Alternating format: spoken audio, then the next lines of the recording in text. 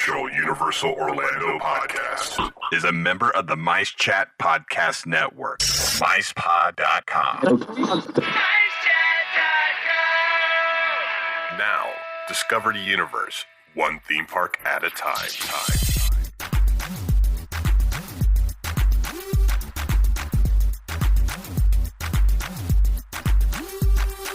Welcome, Universal fans. This episode is brought to you by Fairy Godmother Travel and the Producers Club. So let's join the crew as they bring you the latest news from the Universal Orlando Resort and from all around the Universal globe.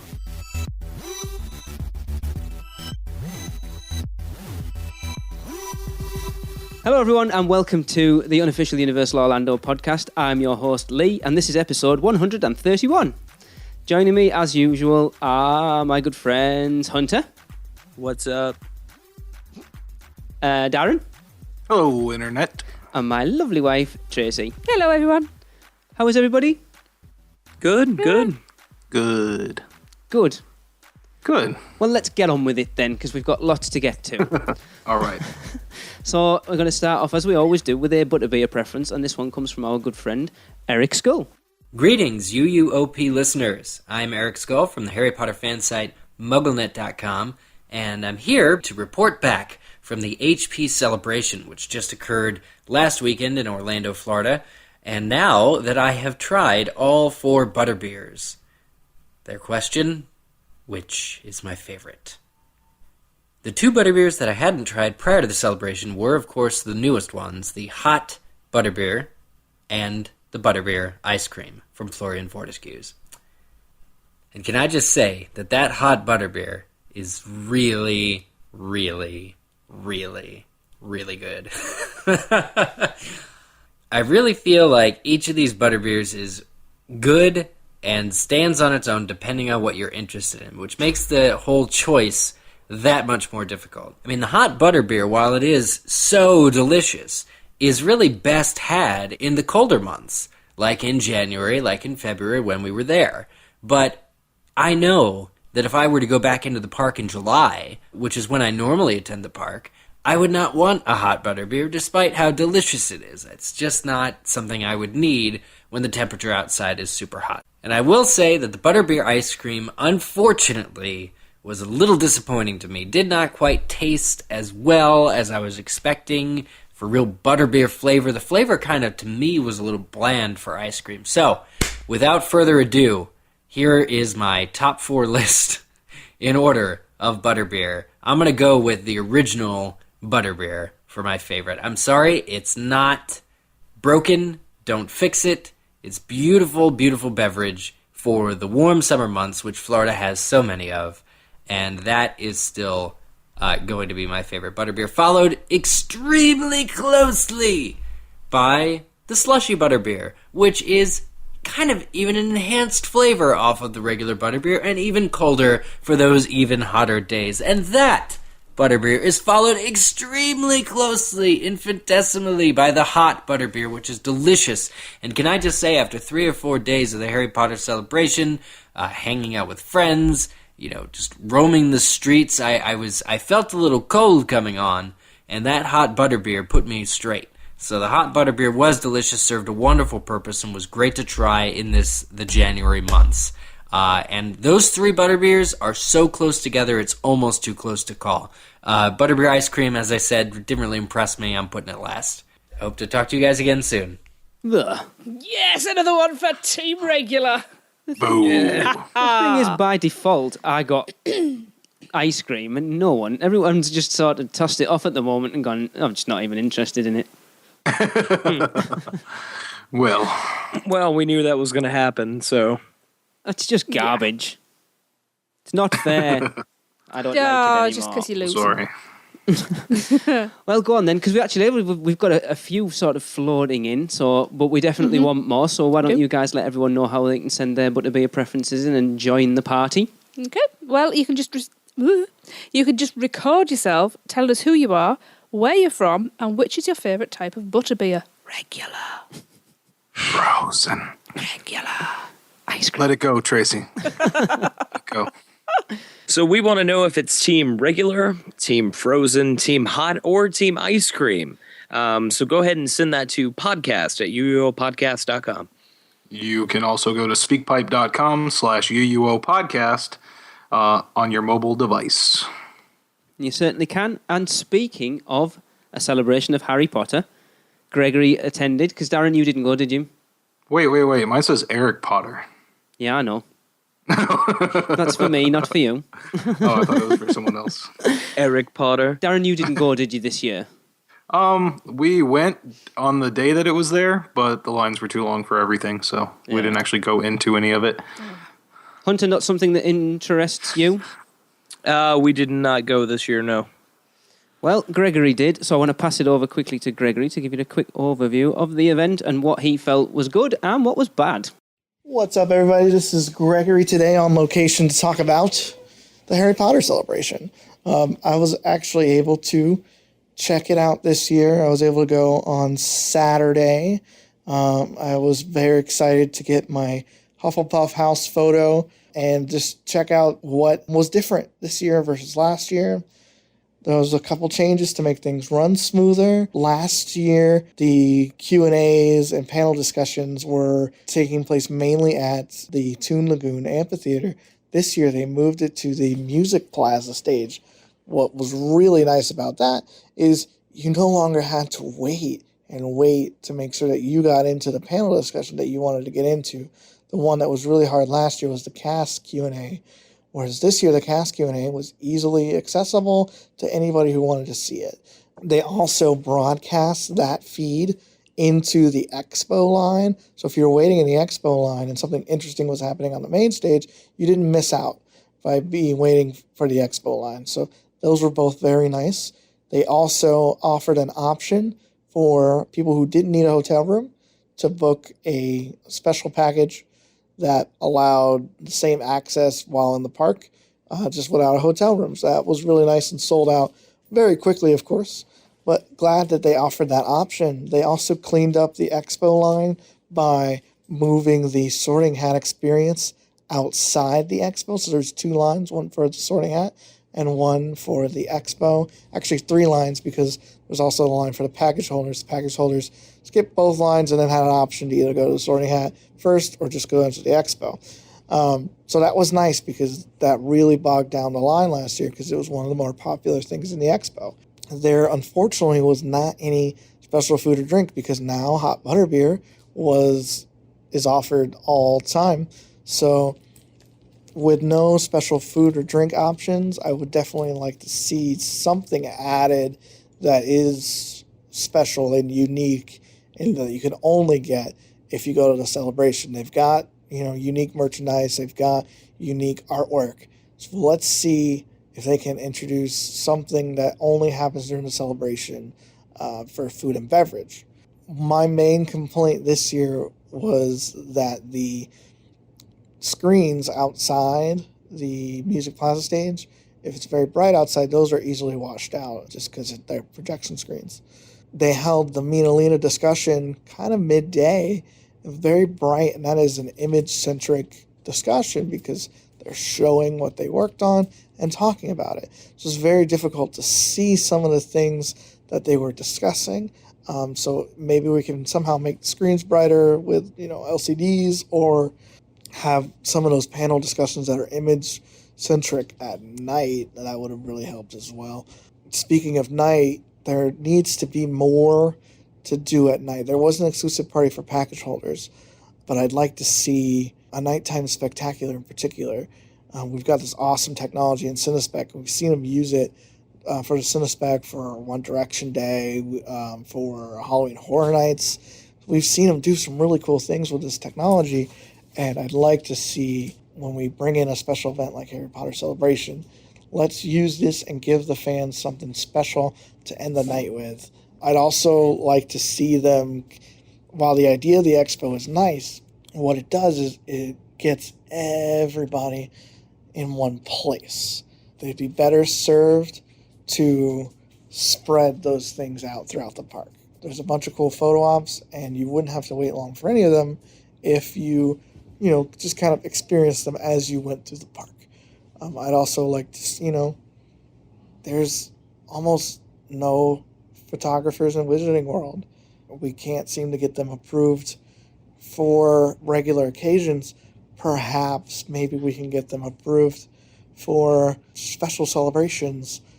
I'd love there to be a PhotoConnect photographer with the night bus. There should totally be a photographer with the night bus. It's a great experience and something that you could offer. I'd love there to be roaming photographers in the Wizarding World. This is just a general thing, but maybe we can just get it for the celebration. I think that'd be pretty cool. And you could have special borders and stickers and things that you could only get for the celebration. Like I said, I enjoyed a lot of the improvements. I love having these discussions with the creators of both the Wizarding World and the Harry Potter films and books.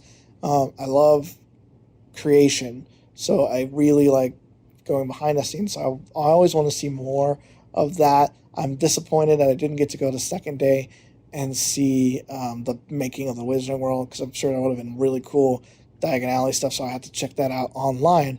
Anyway, for the unofficial Universal Orlando podcast, this has been Gregory on location. Cool. Cheers for that, Gregory. Hopefully we will see a celebration of Harry Potter back next year. I want to see him go big with it and start doing like a Star Wars weekends thing with it. That would be cool. Mm-hmm. But I think they need to make some changes. They're going to have to expand into something like that if they're going to keep it going. Mm-hmm. Definitely. Yeah, the lines were just too long for everything. It's crazy to have people waiting like an hour and a half to 2 hours to get into the expo. Ouch. So I know, yeah. just imagine waiting 6 hours just to see two characters. Yeah. Oh yeah, that's Disney, isn't it? People make the wait, though, so Yeah, they're who's to mental. argue with that? Cool. Right, well, we should move on to the news. Right, yes, I shall start. Mardi Gras continues this weekend with Kelly Clarkson performing on Saturday the 21st, and then the following weekend, Hart will be performing at Universal Studios Florida on the 28th. So Darren Hunter attended last weekend to see Bare Naked Ladies. So how was it, guys? I was not able to make it due to an emergency. And from what I heard, Darren didn't stay for the concert. So Oh, Oh, The Mardi Gras part was really good though. Yeah, we just didn't stay because it was really crowded. We were tired. and because We it just, wasn't Bare Naked Ladies. Yeah, I was really Yeah. disappointed. False advertising. Yeah. yeah, when we actually got there. Yeah. No, it was just massive humanity.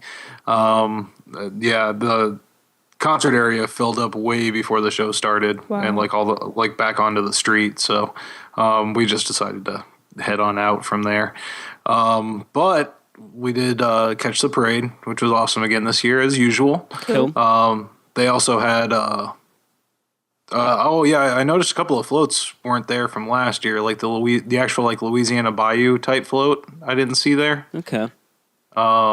They still had the alligator and That's cool. Yeah. Yeah. The alligator's awesome. Yeah. It actually, I think they made it bigger this year because it actually bends in the middle now. All right. So Interesting. so yeah, we did that and ate a bunch of food. Definitely recommend the sausage roll and the red beans and rice. That was our favorite by far. But we also had the shrimp gumbo and the jambalaya and beignets, and they were all really good. The Right. beignets they have are not dry; they're fried right there. So Right. We've only ever had beignets once, and it was Yeah. at Disney's Port Orleans French Quarter, and we got them free. I won't go into the story of why, but we were expecting these amazing things that everyone... Apparently there's people who travel from Louisiana to get these beignets from the French Quarter, and we sat in the car, all four of us, all excited. Oh, can't... And they were crap. I honestly think there was something missing because they were just hollow shells. yeah, the ones we had were actually kind of flat. But yeah, they're like flash fried and then honey and powdered sugar on top. It was really good. That just looked Sounds like it'd pretty been shaking Yeah, yeah. the dandruff off by the end of it. Nice. But yeah, definitely recommend all the food there. All the food we had was really good. But definitely sausage topped it all. Awesome. Yeah. We'll have to get Jesse's opinion. Oh, I was waiting for someone to bring up. We'll have people who've only been listening to the show for a few weeks or a month or so be going, why do they keep going on about Jesse and sausage? I don't understand it. If you want to know, go back and listen to It'll be the outtakes, the Christmas outtakes special, and you'll know why. Oh, poor Jesse. Cool. It's something I would right. love to get out for Mardi Gras at some point. Definitely. Yes. Yeah, it's definitely a lot of fun. They had they have New Orleans bands come and play on the smaller stage off to the side all day, so that's really cool to see too, because they are authentic and really good.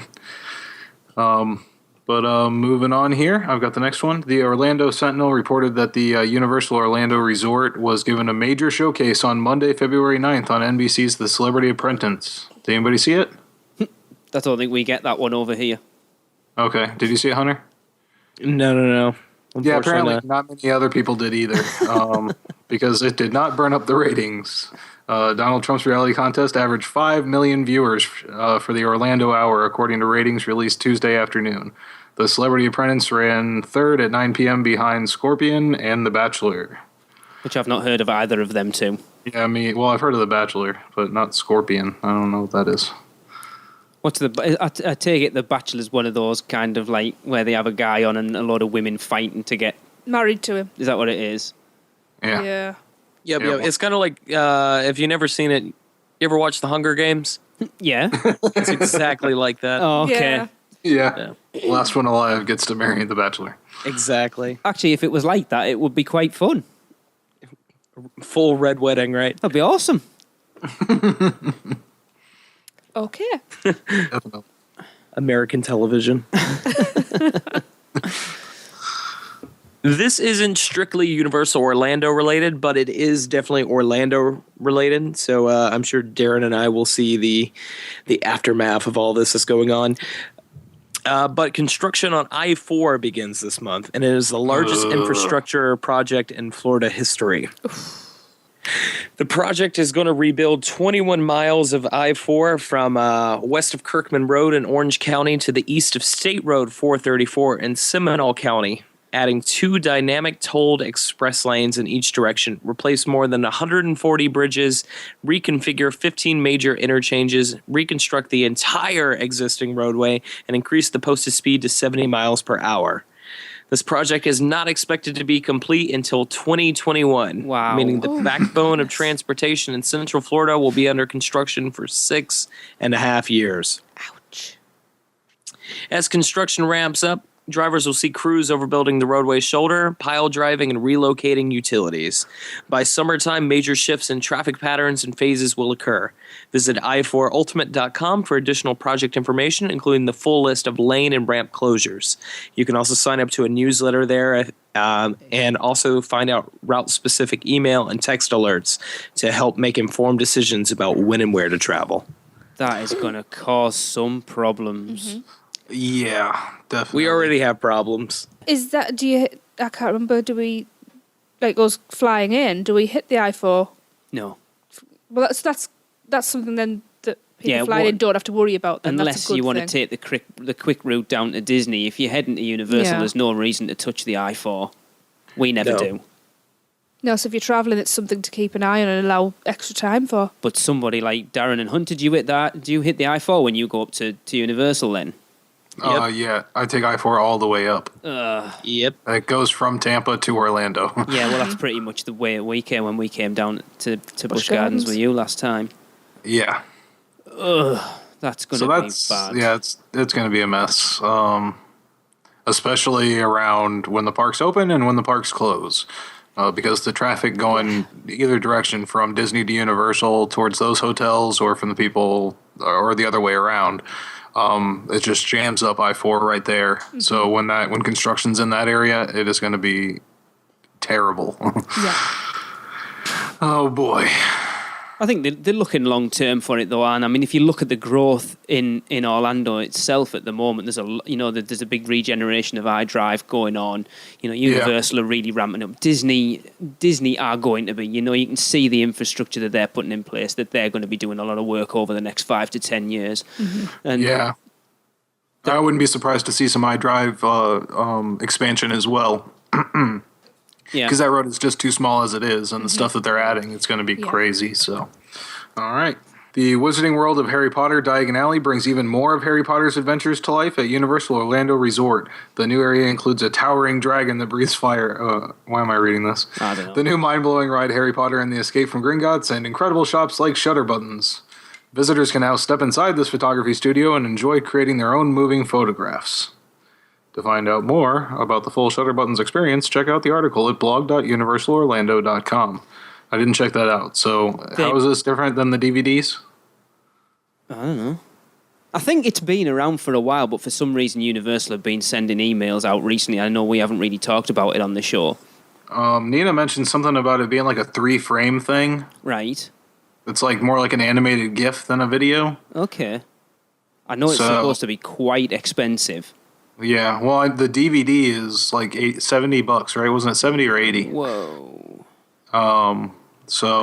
For that one, but that's like more of like a video thing with full audio and all that. Okay. This one, I think it might be a more affordable option. We should have probably looked this up before the show. Any one of us. It's fine. Just wing it.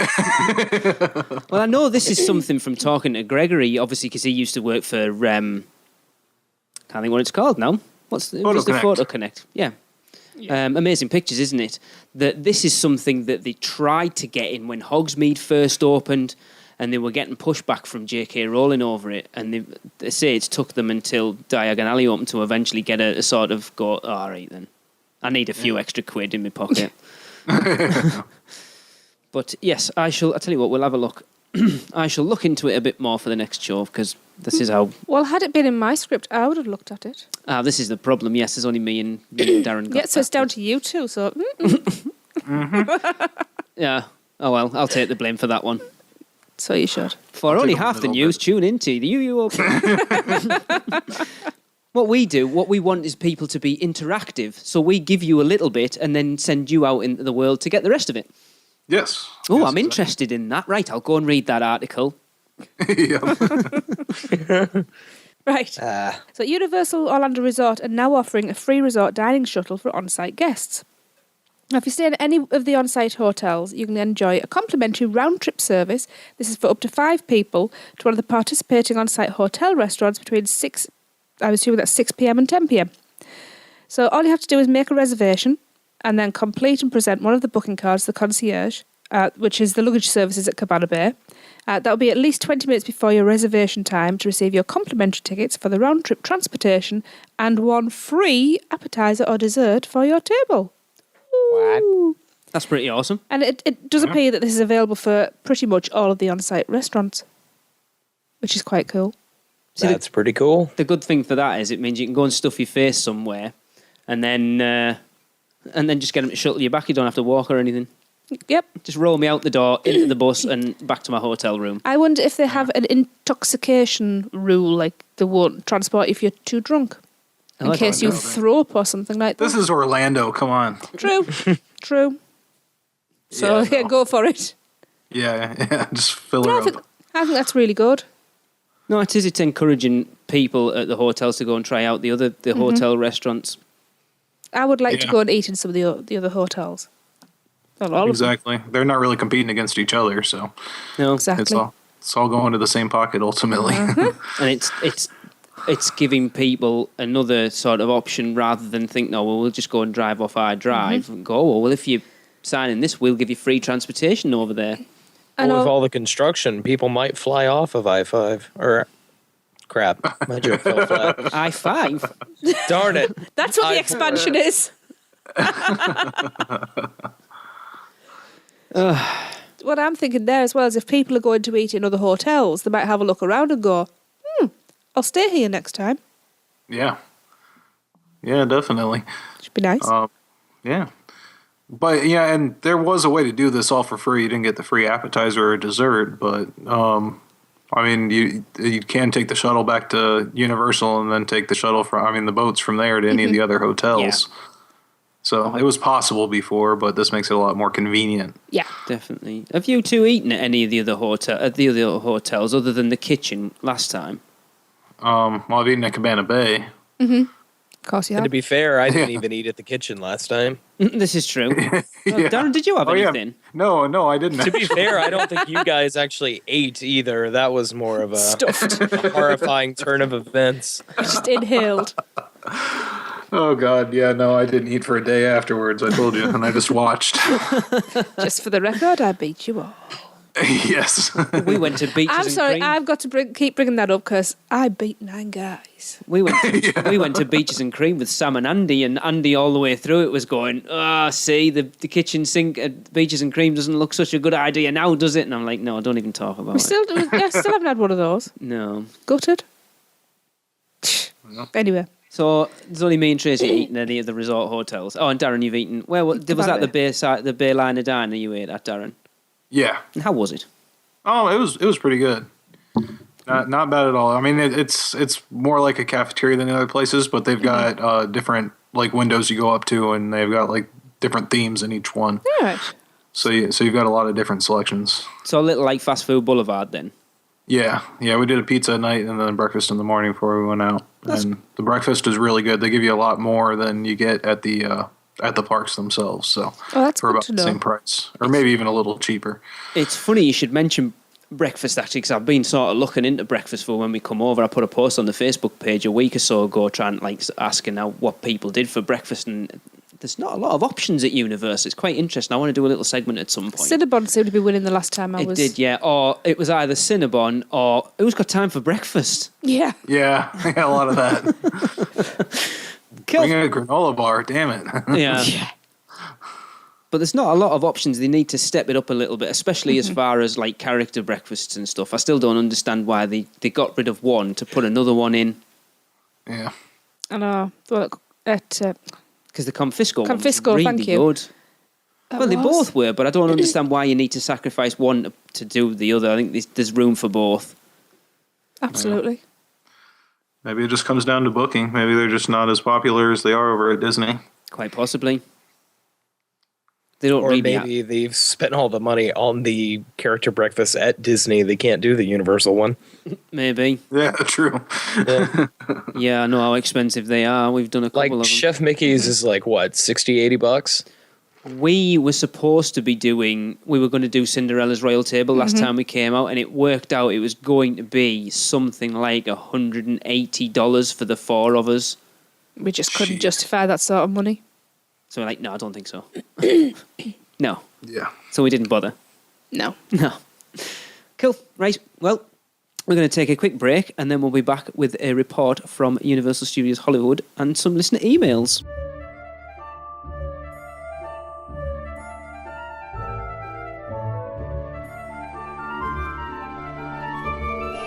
Diagon Alley is now open at Universal Studios Florida, and we know all you witches and wizards can't wait to visit. So let our friends at Fairy Godmother Travel deal with the muggles in resort reservations.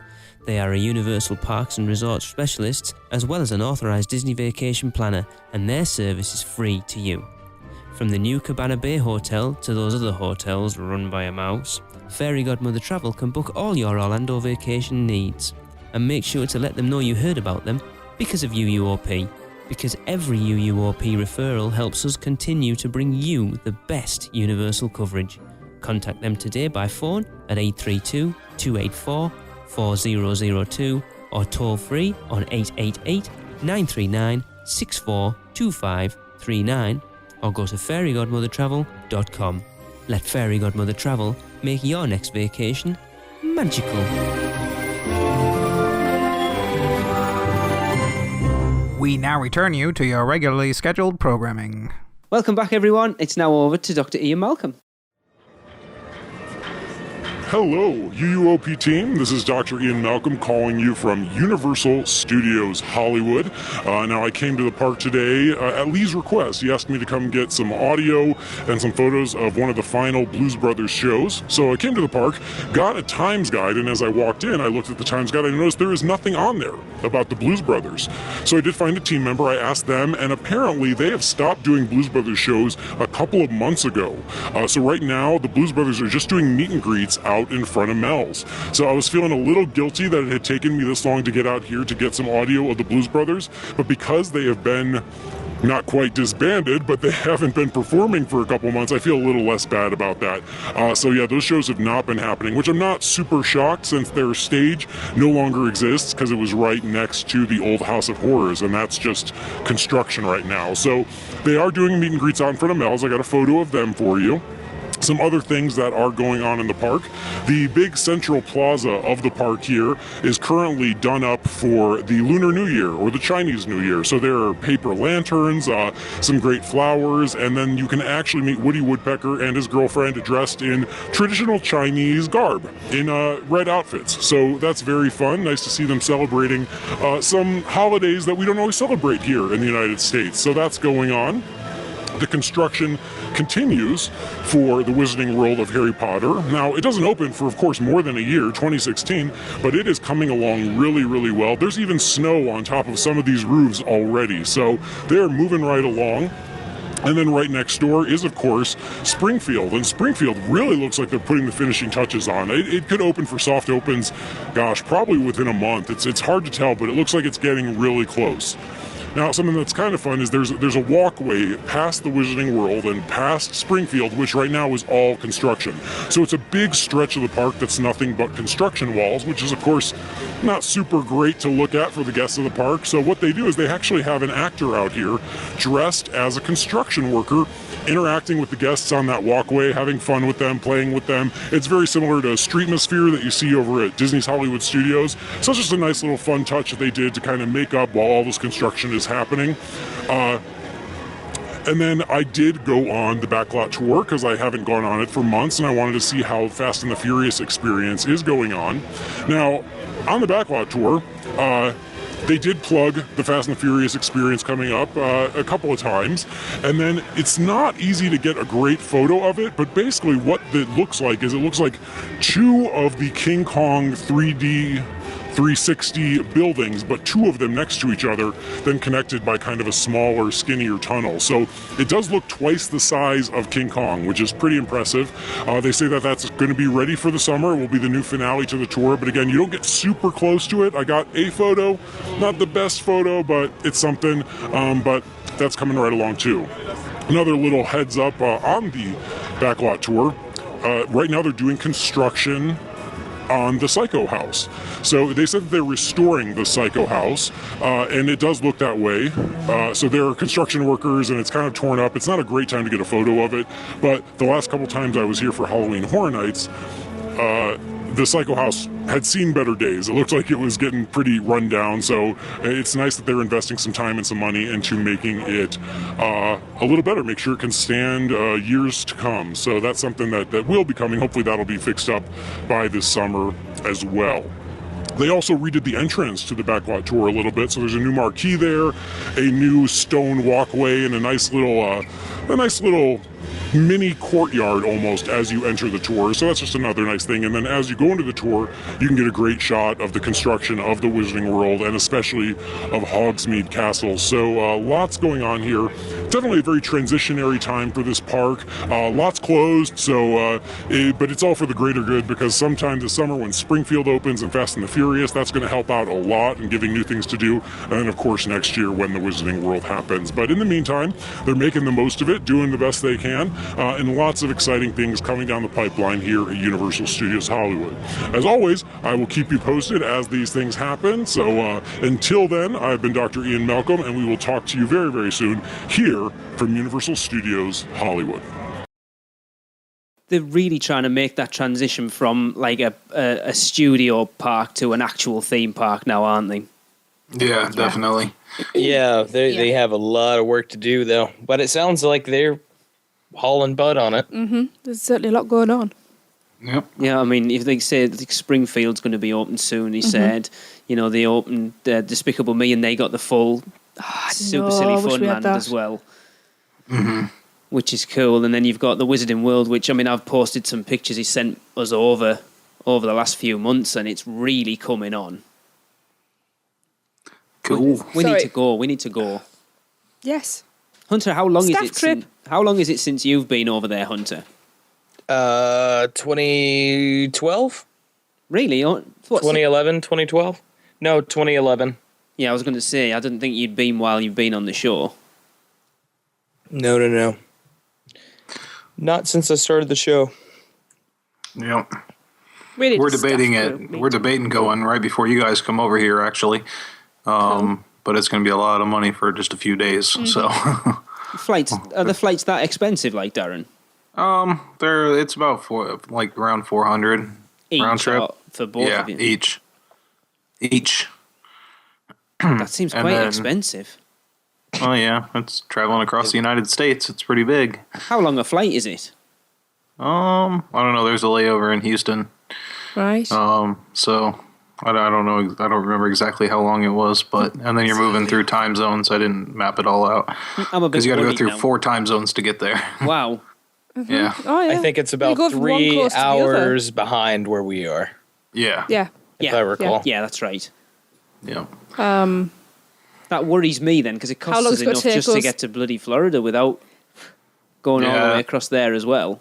And you guys won't have the same incentives that you get going to Orlando with the cheaper flights and everything like that. Yeah. You'll be paying full price for that. I'm sure we've talked about it before, but don't expect to go to Universal Studios Hollywood and get something to the extent of what you're getting out in Orlando. Oh, It is vastly scaled down in comparison. Yeah. It is a new yeah. experience, but say, for instance, I think Universal Studios Hollywood, when we were there, now, of course, this is going to be before Wizarding World and all that fun stuff, but I think the park opened around 11 and it closed at 6 o'clock at night. And we had everything we wanted to do 2 or 3 times. Wow. So, like, there's not a lot to do there in comparison. Right. Yeah. Okay. So they really need to expand it then. Yeah. It will be interesting to keep an eye on, definitely. Yeah. For sure. Cool. Right, well, before we wrap up this show, it'll be a bit of a short one, but we've had a few emails in. As I was saying to the guys before we came in, we've had one that I think needs a little bit more discussion than what we could give at the end of this show, and that's from a good friend of ours, Mr. Jamie Drewley. For anyone who Alright. listens to the Real Fans for Real Movies will know who Jamie is. Yeah, I think it's going to be a difficult one for us to talk about. Okay. Oh. I think the one person who will probably be able to put his input in better than the rest of us will probably be Hunter, to be quite honest. Oh, dear. But yes, What's it about? he's considering taking a trip to Orlando at the end of the year. He has 2 9-year-old girls who don't ride anything. He's scared of riding stuff, and he has a 6-year-old boy who's the same as his mother who will ride anything and basically sell them Universal rather than Disney. But we will get to that one. Okay. So, Hunter, would you like to read the first email for us, please? Absolutely. All right. So this first email comes from Adam, to which he says, "To all at the UUO podcast, welcome. Disneyland is your land." Hi. Adam says, "To all at the UUO podcast, firstly, I would like to start by saying a big thank you to everyone at the UUO. You guys are fantastic, and I love the show, and I impatiently wait each week for Thursday to arrive, and as soon as the show is available, I download and listen, and for that odd hour or so, I am transported back to the best holiday I've ever had. Aw. Last year, for the first time, I visited Florida and all the parks that came with it. To cut a long story short, myself and my other half gate crashed our friend's honeymoon. I think we were the only free childcare. And this is when my obsession started. Albeit only short-lived so far, I am well and truly hooked. I've always had a love for roller coasters and visited the majority of the parks in the UK, and when the opportunity to visit the home of theme parks in Florida came along, I jumped at the chance. It was the roller coasters that I was interested in and didn't really give a second thought to the actual theming of different parks, lands, and areas. The first day we went to the Magic Kingdom. Sorry to swear in your show. And so you should be sorry. Yeah. Yes, you get that instant wow factor when you see the castle on Main Street. And then that was it. I kind of made me want more, but just didn't seem to get it after the big opening number. We then visited SeaWorld and Busch Gardens. These aren't really that well themed, so I was just getting my roller coaster fix. Then my whole life was turned upside down. I kid you not. From the moment I stepped foot in City Walk, I got the same sense of wow factor that I first got when I saw that castle on some other park that has now been kicked to the back of my mind. The atmosphere, the universal globe, the massive gates. Everything just blew me away, and I hadn't even stepped foot in the actual park yet. We were on a mission to hit everything in a day, so we got he calls it Fast Pass, but I think it's the Express Pass. Yes, it is. Yeah. So we got Fast Pass at the customer relations desk and walked into the studios. Bang. I got to another wow factor feeling. We flew around studios and got on every ride we could, being amazed at everything I was seeing. Then it happened. We arrived at the Wizarding World. Please bear in mind, up until this point, I had only watched half of the first Potter film. I had the strange sense of, I want to see everything in here and spend a good 2 hours or so just walking around. Forbidden Journey was fantastic. I then proceeded to order all the Harry Potter films online, so I had them for when I got home, and I watched them all in a week. Now you need to read the books. Yes, absolutely. Yes, absolutely. We then got over to Islands, and it hit me again, that wow factor. In total, we did 15 rides that day, and it was just amazing, and it left me wanting more. Unfortunately, as the whole honeymoon holiday and me wanting to go to all the parks and water parks, we only allocated 1 day to Universal. Please don't ban me. We won't. Just means you got to come back. Absolutely. Yup. So we returned home, and I suffered terribly with holiday blues and needed some sort of Florida fix, and I found myself searching everything related to Universal. Disney not even in my mind anymore. This is when I first came across you guys, and I'm so glad I did. I listened to a couple shows and thought this was great, so I went back to show number 1. Oh, God. Yeah. Hunter, you're not allowed to say that. You weren't even on it. It was bad. I know, but I heard it. And listen to every show to current. It's great to hear the old rumors already and knows what has actually happened. Lee hated Rip Ride Rocket and now loves it. Yeah. His knowledge and insight are the foundations. Aw. Oh, his head's Like getting Rip Ride big Rocket, now. which really doesn't have a foundation, right?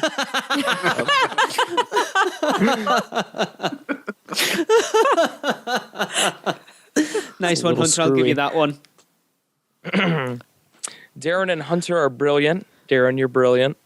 Yeah. So are you, Hunter. Oh, thank you, buddy. And it really makes a massive difference having these guys on. Not that it wasn't good before, but they just add that something special. Yeah. He's saying we're the pixie Swoop dust of stick. you guys' show. Swoop stick. Yeah. And last but not least, the queen of the podcast, the lovely Tracy. Her wit, charm, and love for Universal are the icing on what is already a pretty perfect cake. Everybody's me. input to the podcast is what makes it what it is. Your podcast has made such an impression on me, so much that I have to have it booked to go back this April to give Universal my undivided attention that it so much deserves after you guys opened my eyes to the fact that there's so much more to it than just rides. Glad to hear it. Absolutely. So sorry for the super long email, but I just wanted to get my whole story across. Thank you again and keep up the great work. If I'm feeling brave, I will do a butterbeer choice for you when we are out there. Definitely. Cool. Yeah. Ice cream. I know this is a super long Regular. email, and I don't know if you will have the chance to read it out or maybe pick the bones out of it, but it would be pretty cool. Even knowing you have read it would be good. Thanks for taking the time to read, Adam. Aw. Thanks, Adam. That was lovely. Awesome See? email. I am the queen. You should all bow to me. Yes. Aw. I'm Now just the keep in mind, you're concrete- just the icing on the cake, suppose. Yeah. I'm just the, But the icing's the best bit. I'm just the concrete at the bottom. Oh. So Lee is kind of like the wrapping around the cupcake. Darren and I are the actual cake, and then Tracy's the icing. That sounds good. I like that. Awesome. Yes, So, it's good to hear. It's see that everyone goes and normally it's Disney you fall in love with and Universal's a second thought, but you are seeing more of that people who are discovering Universal for what it is and enjoying it more than Disney. It's quite interesting. It's quite surprising how often I'm hearing like people that I know who are going who aren't going to Disney. Like us. Well, Yeah. like us, but yeah, but I thought that we were kind of like the The strange anomaly. ones. Yeah, that's the word I'm looking for. The anomaly. Are you not? No, apparently not. Not in the terms that we're talking Well- about at the moment, but yes, we yes, are. I'm an okay. anomaly. and very proud of it, even if I can't say it. But yeah, it seems that more and more people are actually foregoing Disney to spend much more time at Universal, which I'm very pleased about. One day. Can't do one day. That needs to be rectified. Your queen demands it. Yeah, and another important thing to do when you're there is look in the windows, because they've really set up a lot, in the windows and everything. And every time we go, we find a new one, and it's really cool to see because they're full setups they have in each one. So make sure you check all that out. Mm-hmm. Awesome. All right, moving on to the next email, and this one's from Lon Smart. He says, "Hi, unofficial Universal Orlando podcast. I thought you might be interested in a little tradition I have when visiting the Wizarding World. Whenever I buy a new wand, I have a wizarding student who helped the wand choose me sign the box. It's a fun thing to do and makes the experience and the product more personal. It also makes the team member feel special and may make others who see this do the same. I would love to see this end up being a trend. Keep up the great work, Lon." That would be a cool idea. I think that's a lovely idea. Yeah, that's really cool. Absolutely. Yeah, and we also have Lon to thank for our new unofficial Universal Orlando podcast logo. Oh, yeah. It's awesome. It is. Yeah. As soon as I saw it, I was just like, yep, that's the one. Yes, we all need new T-shirts now. Yep. I didn't knew everything. But yeah, thanks, Lon. It is. Yeah, Everybody said they love it, and we love it, and it's awesome. I even had the famous Michael Roddy message me the other night. Mm-hmm. Mr. Halloween Horror Nights. Yeah, and went, love the new logo. I was like, oh my God, just out of the blue. I was like proper geeking out. Moving on, I've got an email as well.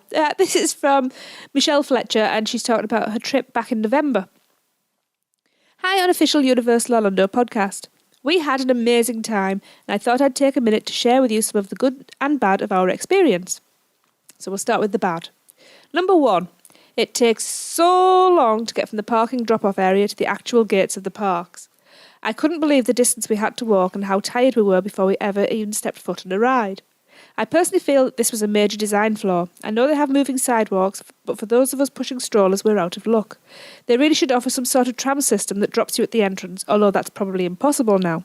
After the first day, I really dreaded the process of getting into and out of the parks, almost to the point of not wanting to go back again for a while. My feet never hurt after a week at Disney, but one day at Universal killed me. Yeah, it is a trek and a half from there, like... I'd say Disney... I'd rather make the walk from the City Walk parking garage than have to wait on the ferry or the monorail. I agree. Walk all the way to that, get on that, and then do that. I would rather walk to the parking garage, especially at the end of the night. I don't want to have to wait for 16 monorails to board my train. Yeah, or even like at Animal Kingdom or Hollywood Studios, just waiting for those... The trams. Yeah. Uh-huh. Yeah. You get there 15 minutes after opening, you're parked way in the back. Mm-hmm. I was just going to say, I guess maybe Darren and I take it for granted just because we've done it so many times, but it really only takes, from the moment I text, say Darren, hey, I'm in the parking garage, it probably only takes me about 7 to 10 minutes to actually get to the front gate. Yeah, but I assume you're using the moving sidewalks as well. Walking on the moving sidewalks, yes. Absolutely. Motoring along, I love doing that. Now, she's saying here that she's pushing a stroller, which obviously they're not allowed on there for safety reasons. So that is quite extra distances to walk. Depends what level on the parking lot you're in as well. This is true. Because then you got to go down 3-4 floors, depending on where you're parked at. Yep. Very true. So number 2. All of the restaurants, including quick service inside Isles of Adventure, closed before dinner time, between 4 and 5. I had my day all planned out to eat dinner at Thunder Falls Terrace, and we got there at 5 p.m, but it was closed already. By that point, we were all starving, so I got on the Universal app to find any open restaurant, and there were none. I couldn't believe it. We either had to walk all the way out to City Walk or eat a nasty hot dog. Finally, we found a little bakery close to the entrance that was open, and we were able to grab a sandwich. I was incredibly disappointed by this. Do they not think people like to eat dinner, or what? Is that true? I was shocked by that. Yeah, that is true. It's notorious. Yeah, Universal is notorious for opening the restaurants late and closing them early. I think it's to encourage people to get out to City Walk, and it's a shame. It really is. Yeah, quite possibly. Yeah. But yeah, I know a lot of people have complained. I know Craig Lucas has complained a lot of times when he's been before that he couldn't find anywhere open before 11 o'clock, which is weird. I mean, if people just open them, if people want to eat, parks, yeah. I don't get it. People eat when they don't even feel hungry. Yeah, it's a bit weird that one, if you ask me. Yeah, but nowhere open after 5. We're not pensioners and we're not children. But like Darren said, know. it probably is a case of they just wanting to force people out into City Walk. Well, it's causing bad feeling, obviously. Yeah. Right, so number 3. The posted wait times were often very inaccurate. I never knew who to believe. The posted time at the ride, the posted time the Universal app, the Lines app, most of the times they were all wrong. For the most popular rides, the wait was almost always different from what was posted anywhere. Sometimes the wait was way less, sometimes way more. It was like playing the lotto.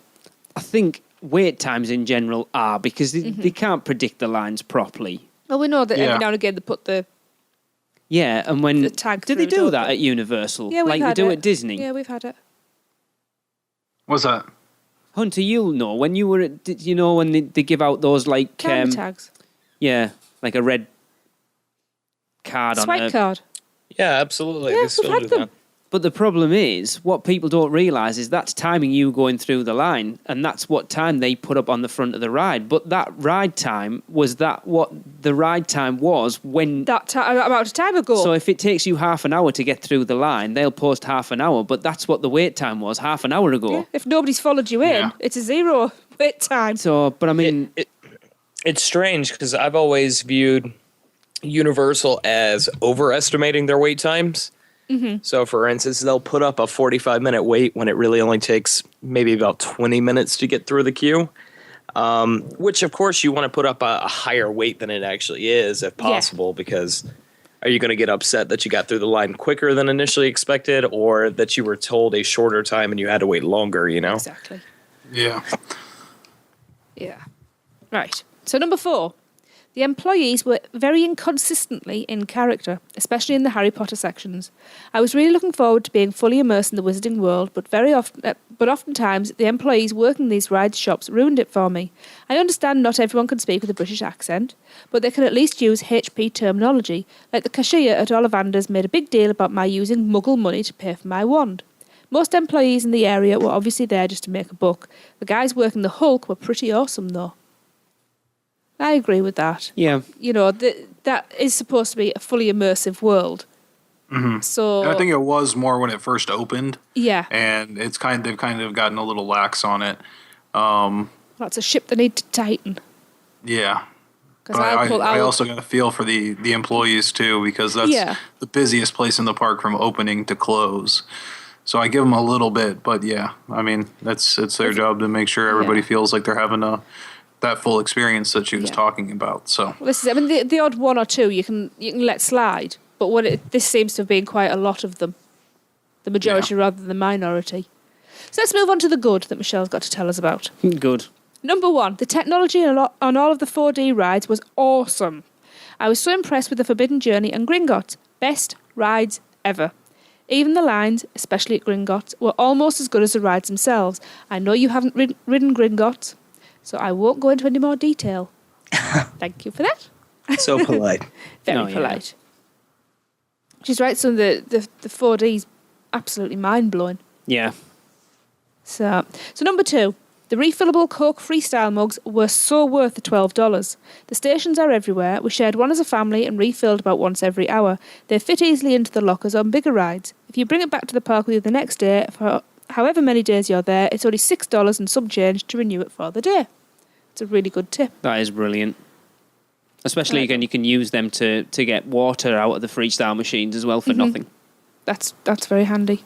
So number 3, my teenage stepdaughter was chosen at Ollivander's for the wand ceremony. Such an awesome experience. Yes, I may have shed a tear or two. Lol. I hear you, Michelle. I hear you. Yes. If you want to be chosen, stand in the front and be obviously excited. Or know someone. We do need to do that again, though, because I didn't actually take much notice of what was going on because I was too focused on Jade. Yeah. And a few tips in case you want to share. Eat dinner early if you plan to stay in the park. That's a good tip. Yeah. Bring cheap flip-flops for wet rides. Your feet will get wet no matter how hard you try to avoid it. Okay. That's a good one. Because you're not supposed to actually take your trainers and socks off. No, Like even though I you do. all the time. I don't like wet shoes. And I can't wear flip-flops. Don't use the single rider line on Gringotts. First off, you missed the entire inline experience. And second, what was supposed to be a 12-minute wait turned out to be an hour. Yeah. Yeah. The line moved very slowly and we were stuck in a narrow stone corridor that felt very claustrophobic. The single rider line Forbidden Journey, however, worked perfectly. Next tip. Fishy green ale is gross. Fair enough. I disagree. It seems to split people. Yeah. Yeah, definitely. It's one of those. Next tip is they have toy wands for sale for little ones, $21, instead of buying them an expensive replica. My daughter kept wanting to play with my interactive wand, the nerve, haha, and I was so afraid she was going to break it. So I asked if they had something for toddlers, and they do, but they're kind of hidden in the corner of Ollivander's wand shop. That's a really good tip. Yeah. I like that. On Halloween Horror Nights, you could stay in Diagon Alley for an extra hour. That was really nice because the crowds were much more manageable and it was easy to peruse the shops during this time. However, they shut the line down for Gringotts, unlike Disney, where as long as you're in line by close time you get to ride. Also, the downside to staying in Diagon Alley the extra hour is the line for Hogwarts Express is crazy long because that's the only way out. So if your plan is to stay in Diagon Alley until 6, then hop over to IOA, which closes at 7 on some nights, then know that by the time you get over there, you won't have much time to do anything. That's a really good thing to know. Definitely. I wouldn't have considered that. Definitely. Yeah. Okay, well, I think I've talked enough. I'm sure there's more I'll think of later. Thank you again for all your help. It came in really handy and helped make my trip run more smoothly. And I will record my family's favourite butterbeer now that I don't sound like a bullfrog. Hugs, Michelle. We have not had that We butterbeer haven't. preference yet, so I will get on to Michelle and request that. Well, we're glad that the help was of help. And we're glad that you all had a really good time. So I was Definitely, chatting yeah. quite a bit with her. But yeah, there are Yeah. a few things that are annoying. That restaurant one's very That's odd. really- Yeah, it's yeah. bizarre. Yeah. It is. It would be quite frustrating. I mean, I don't know, we never tend to eat I don't know. an evening meal. I don't remember eating like an evening meal in the parks, but not looking to eat an evening meal, not eating one. I've got to admit, I just feel like we never stopped eating and drinking the last time we were there. No.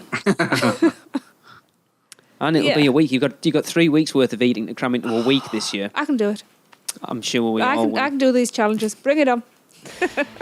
Cool. Well, if like Michelle and Adam and Lon, you would like to get in touch, or you can email us at podcast@uuopodcast.com, or you can message us on Twitter or Facebook. Just we're at UUO Podcast.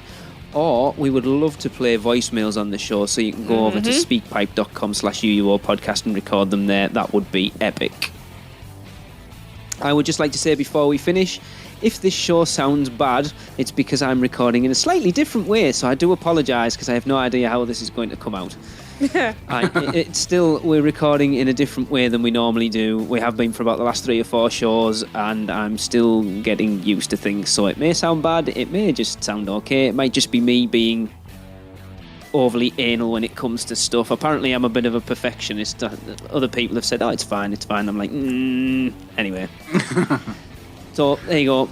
So that's going to wrap up episode 131. We will be back here next week for the big fat Universal Quiz of the Year, which pits Darren and Hunter against our 2 listener contestants. I hear they have a really, really great quizmaster. Oh, I don't know about that, but we'll find out next week. So until then, for Darren, Tracy, and Hunter, I am Lee, and this has been the unofficial Universal Orlando podcast. Well, that wraps up another unofficial Universal Orlando podcast. Be sure to follow us on Facebook, Twitter, Instagram, Pinterest, and YouTube. Just search the word UUO Podcast. We'd love to hear from you, so if you've seen something hilarious in the parks, let us know for our Funny Schmidt segment. And if you've had a great experience with a team member, we want to hear about that too. So to get in touch with us, email us at podcast@uuopodcast.com or record us a message at speakpipe.com/UUOpodcast. Please subscribe to us on iTunes and rate and review the show. That would be amazing. Not an Apple user? No problem. You can find us on Stitcher, at uuopodcast.libsyn.com, as well as many other podcast apps. And don't forget to check out our sponsors, Fairy Godmother Travel, for all your Universal vacation needs. Head over to our partner site, micechat.com, for even more theme park news, and check out micepod.com. So until next time, be adventurous.